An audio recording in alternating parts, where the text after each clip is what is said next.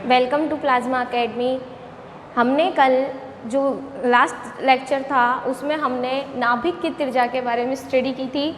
नाभिक की त्रिज्या अपन ने देखा था कि जब कोई अल्फा कण नाभिक से टकराता है तो वह न्यूनतम कितनी दूरी तक जाता है। जैसे कि अपन ने देखा था कि कोई भी नाभिक यहाँ पे लिया था हमने, यहाँ पे ले लिया हमने अल्फा कण लिया था।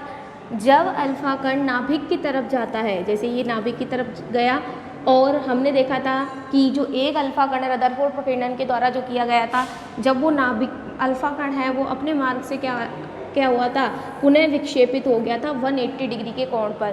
ठीक है, तो अपन जानते हैं किसी भी चीज़ की त्रिज्या क्या थी, उसकी केंद्र से दूरी थी।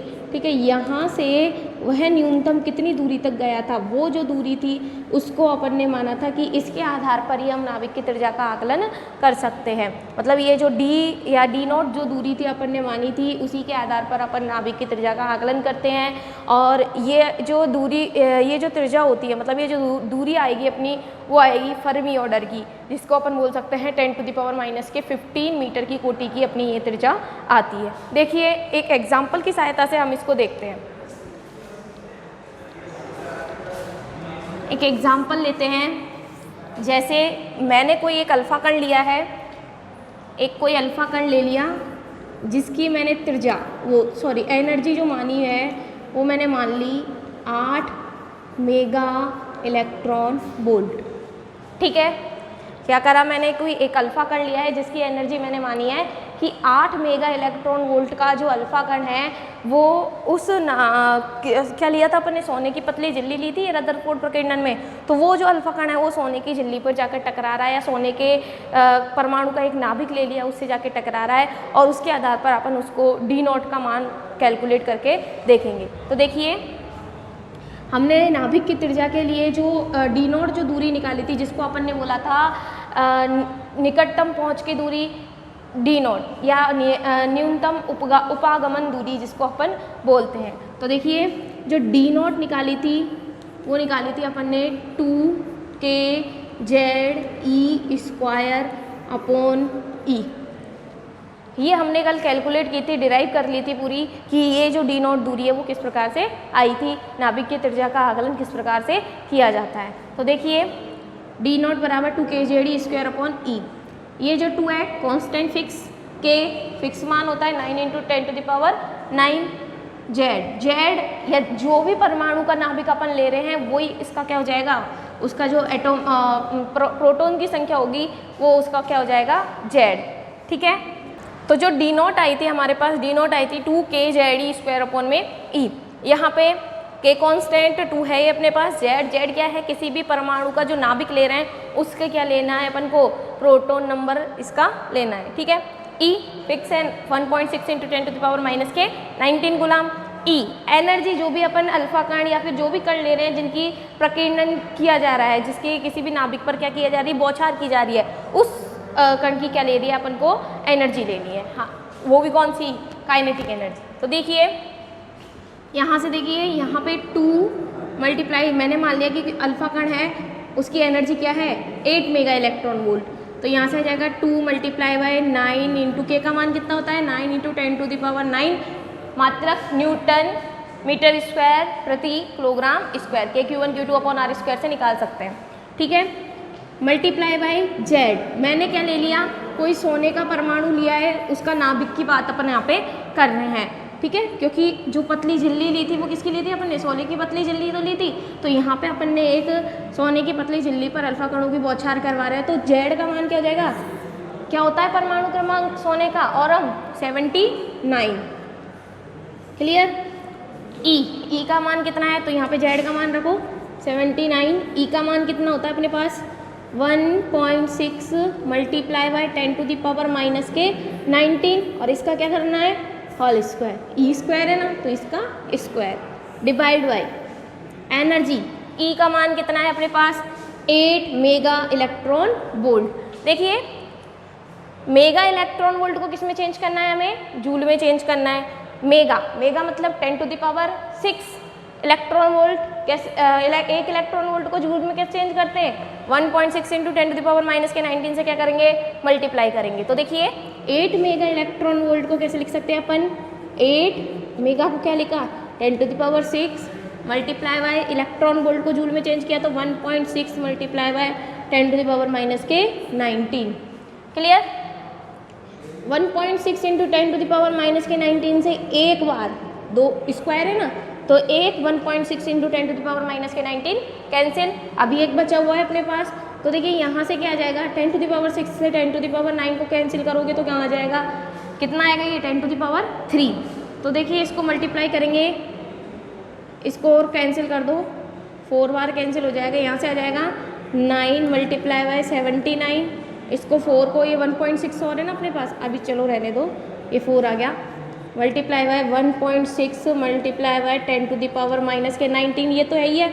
और ये यहाँ पे कितना बच रहा था 10⁻6 तो कैंसिल हो गया, बचा कितना 10⁻3। तो 10⁻3 और 10⁻⁻19 कितना हो जाएगा ये 10⁻⁻16 के बराबर। क्लियर? डिवाइड बाय 4, देखो 4 को भी अपन इससे काट सकते हैं 0.4 बार। क्लियर? इसको जब अपन इन तीनों को मल्टीप्लाई करेंगे तो अपने पास आएगा 284.4 मल्टीप्लाई बाय 10⁻⁻16 मीटर, क्योंकि d क्या निकालना है, न्यूनतम पहुंच की दूरी, और दूरी का मात्रक क्या होता है, मीटर में होता है, वो तो ये आ गया अपने पास मीटर। क्लियर? इसको अपन देखो ऐसे भी लिख सकते हैं 284 multiply by 10⁻⁻15 metre. Clear? 10⁻⁻15 metre किसके बराबर होता है, 1 फर्मी के बराबर। तो यहाँ से आ जाएगा अपने पास 28.4 फर्मी। ठीक है, तो ये जो दूरी आई है अपने पास क्या थी, न्यूनतम पहुंच की दूरी की, कब तक अल्फा कण उसके बिल्कुल पास तक जाएगा, और उसी के आधार पर बताया गया था कि नाभिक की त्रिज्या कैसी होती है, फर्मी ऑर्डर की होती है, क्योंकि ये जो न्यूनतम पहुंच की दूरी आ रही है वो कैसी आ रही है, अपनी फर्मी ऑर्डर की आ रही है। ठीक है, ये जो फर्मी ऑर्डर की आ रही है तो मतलब क्या पता चला कि नाभिक की जो त्रिज्या होती है वो लगभग कितनी होती है, फर्मी ऑर्डर की होती है। आगे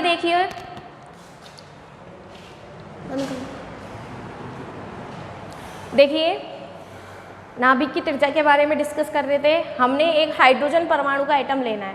हाइड्रोजन परमाणु एक क्या होता है 1H1, ठीक है, एक प्रोटॉन, और न्यूट्रॉन की संख्या कितनी होगी इसमें, 0 के बराबर।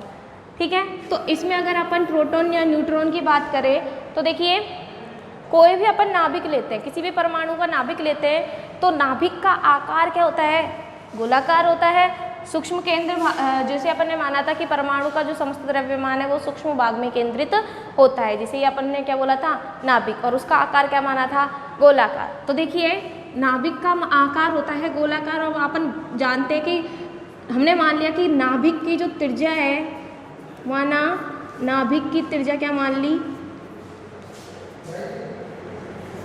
r, नाभिक की त्रिज्या को अपन ने मान लिया r।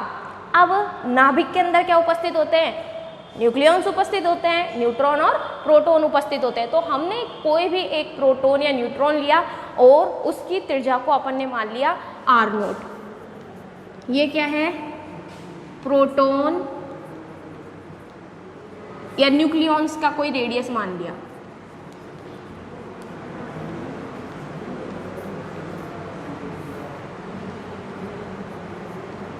की त्रिज्या, ठीक है।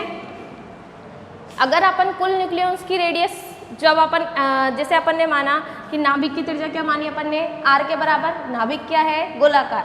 तो अगर अपन किसी भी नाभिक का अगर आयतन निकाले तो नाभिक का आयतन क्या हो जाएगा, नाभिक का अगर अपन आयतन निकाले तो नाभिक का आयतन निकलता है अपने पास, किसी भी गोले का आयतन कैसे निकालते हैं, 4/3 पाई r क्यूब। तो r क्या है, इसकी रेडियस है, तो यहाँ से क्या निकल जाएगा, 4/3 पाई r क्यूब। ये क्या है, किसी भी नाभिक की का आयतन। ठीक है, अब हमने माना कि कोई भी नाभिक के अंदर क्या उपस्थित है, प्रोटॉन और न्यूट्रॉन।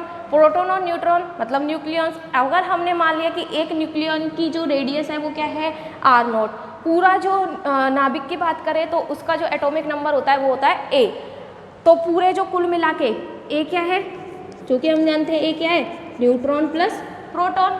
तो अगर अपन कुल एक ही बात करें, मतलब पूरे नाभिक के अंदर यदि ए न्यूक्लियन और प्रोटॉन है, मतलब न्यूक्लियन है, न्यूट्रॉन और प्रोटॉन है, तो इसकी जो पूरा जो आयतन निकलेगा वो देखो कैसे निकालेंगे।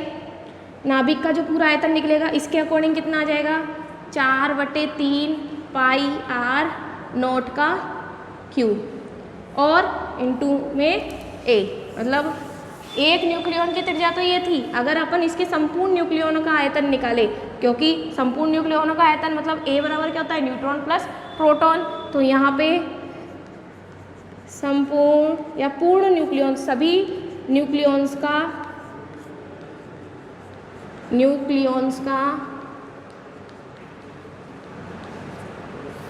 आयतन,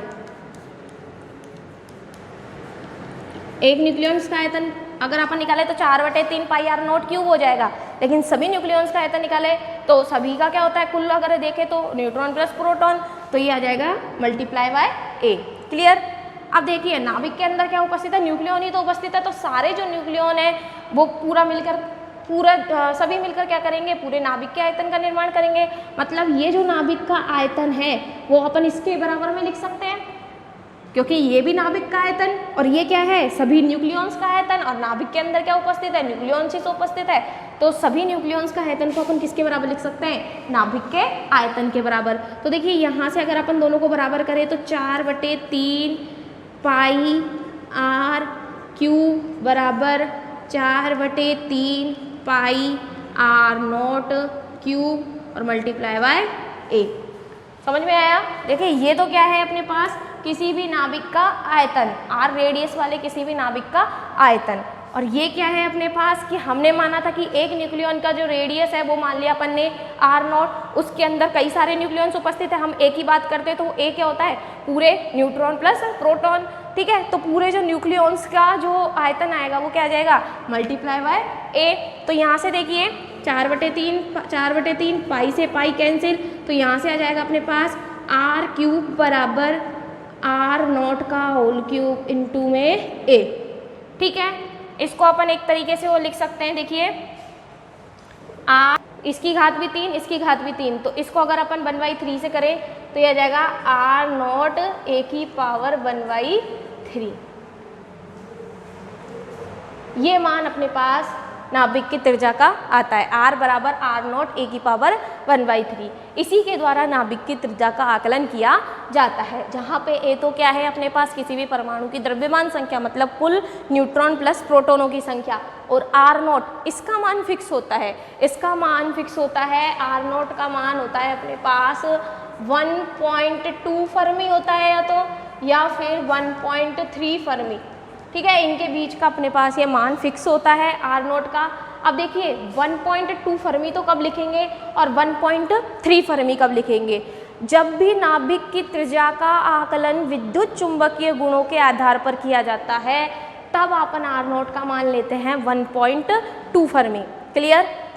1.2 फर्मी कब लेंगे, जब भी किसी भी नाभिक की त्रिज्या का आकलन कब कर रहे हैं अपन, विद्युत चुंबकीय गुणों के आधार पर कर रहे हैं, तो वहाँ पे जो आर नोट का मान आएगा वो आएगा 1.2 फर्मी। 1.3 कब आएगा, जब हम नाभिक की त्रिज्या का, जैसे अपन ने अल्फा कणों की बौछार की थी, ठीक है, लेकिन जब अपन नाभिक के ऊपर किसकी बौछार करें, तीव्र गति वाले न्यूट्रॉनों की बौछार करें, तो उसके मध्य क्या होती है, नाभिकीय बलों से क्या होता है, वो अन्योन्य क्रिया करता है, और उसके फलस्वरूप जो आर नोट का मान आता है जब तो वो लेते हैं अपन 1.3 फर्मी। ये दोनों क्लियर हुआ, आर नोट का मान 1.2 कब लेना है और 1.3 कब लेना है। तो आर का मान अपने पास यहाँ पे रख के इस तरह से एक नाभिक की त्रिज्या का आकलन किया जा सकता है। Thank you. देखिए नेक्स्ट अपना टॉपिक है हॉफस्टेडर प्रयोग। देखिए ये प्रयोग क्यों दिया गया और क्या होता है, इसके बारे में आज हम डिस्कस करेंगे। देखिए हमने देखा था जब अपन न्यूक्लियस की क्या पढ़ रहे थे, प्रॉपर्टी पढ़ रहे थे, तो अपन ने देखा था कि मास किस प्रकार से निकाला जाता है।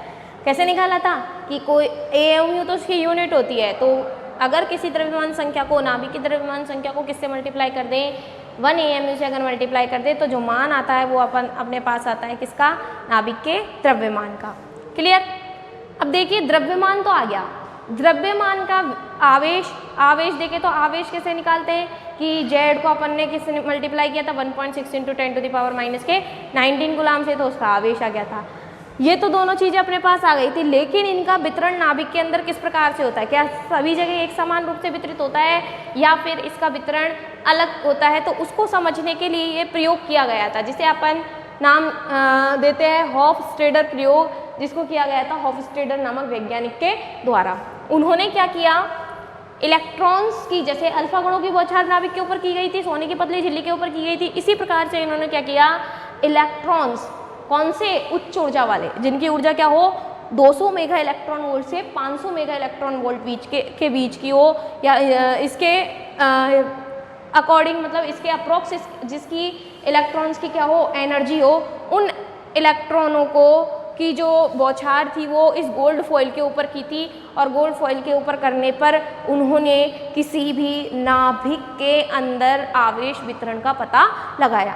तो देखिए अब ये यहाँ पे इलेक्ट्रॉन्स ही क्यों लिए, देखिए इसका एक प्रिंसिपल होता है, मतलब जैसे स्केटरिंग क्या होती है, एक तरह से टक्कर ही तो होती है, मतलब प्रकीर्णन एक तरह से अपने मार्ग से क्या हो जाता है, विचलित हो जाता है, ठीक है, दूसरे को देख के, जैसे नाभिक था यहाँ पे अल्फा कण जा रहा था तो अपने मार्ग से क्या हो गया, विचलित हो गया, ठीक है। तो यहाँ पे जो स्केटरिंग क्या होती है, एक तरह से टक्कर तो नहीं मान सकते, दूर से ही वो चला जाता है, प्रकीर्णित हो जाता है, ठीक है।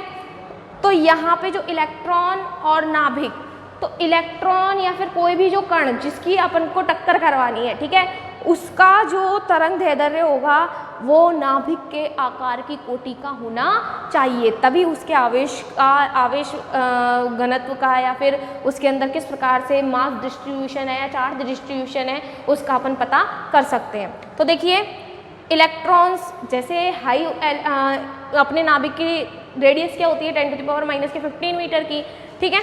तो नाभिक की जो तरंग दैर्ध्य अपन को लेनी है वो अपन को इसके नाभिक की त्रिज्या की कोटि की लेनी है, ठीक है, मतलब 10⁻⁻15 मीटर की कोटि की अपन को उसकी कोई भी तरंग दैर्ध्य जिसके कण की अपन क्या करना है इसमें बौछार करनी है, उस कण की तरंग दैर्ध्य नाभिक की त्रिज्या की कोटि की लेनी है, ठीक है।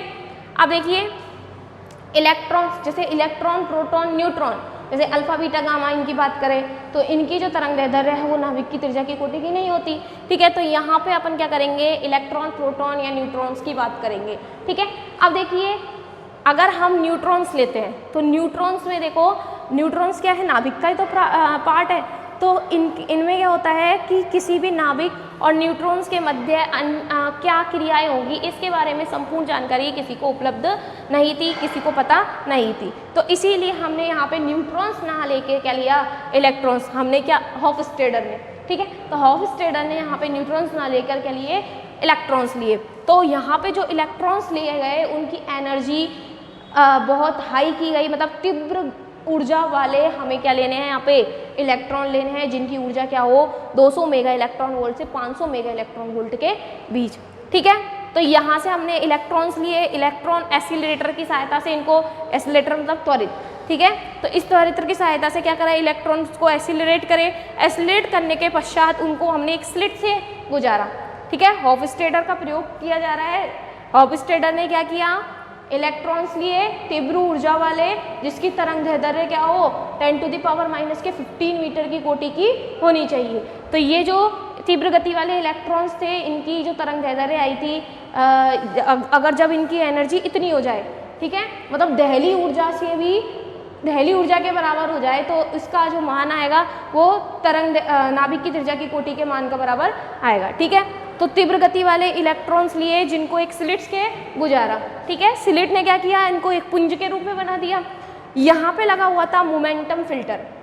मोमेंटम फिल्टर क्या करता है, मोमेंटम फिल्टर का काम होता है कि जितने भी इलेक्ट्रॉन यहाँ से जाएंगे, मतलब इस मोमेंटम फिल्टर के पार जब जाएंगे तो जितने भी इलेक्ट्रॉन्स जा रहे हैं सबका मोमेंटम सेम होगा।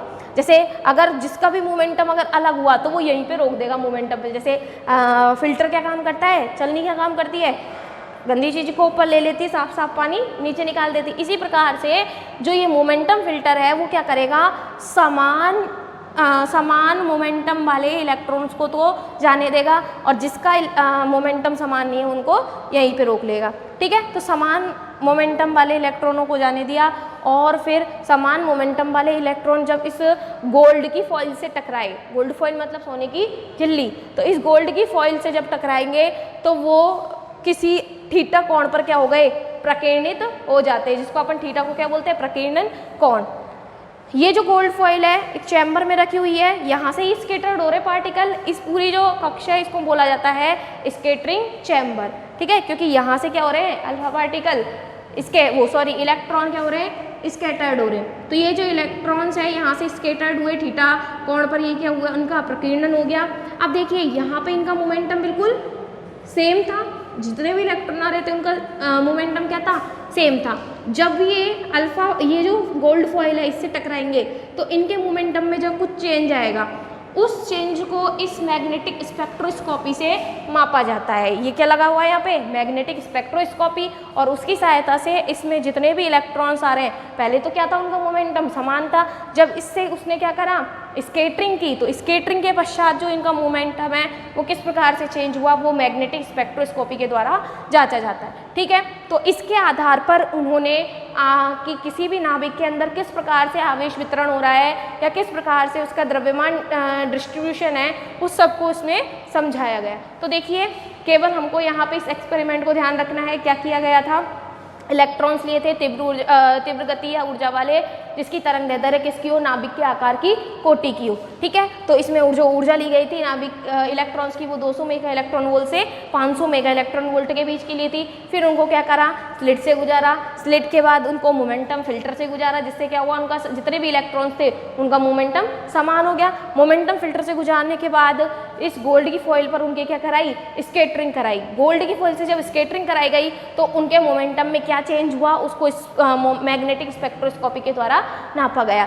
तो जो मोमेंटम में चेंज हुआ उसके आधार पर ही इसमें आवेश, किसी भी परमाणु के नाभिक के अंदर आवेश घनत्व किस प्रकार का है या फिर द्रव्यमान डिस्ट्रीब्यूशन किस प्रकार से होता है, उसकी विवेचना इसमें की गई। देखिए किस प्रकार से निकाला गया, एक फॉर्मूला दिया गया।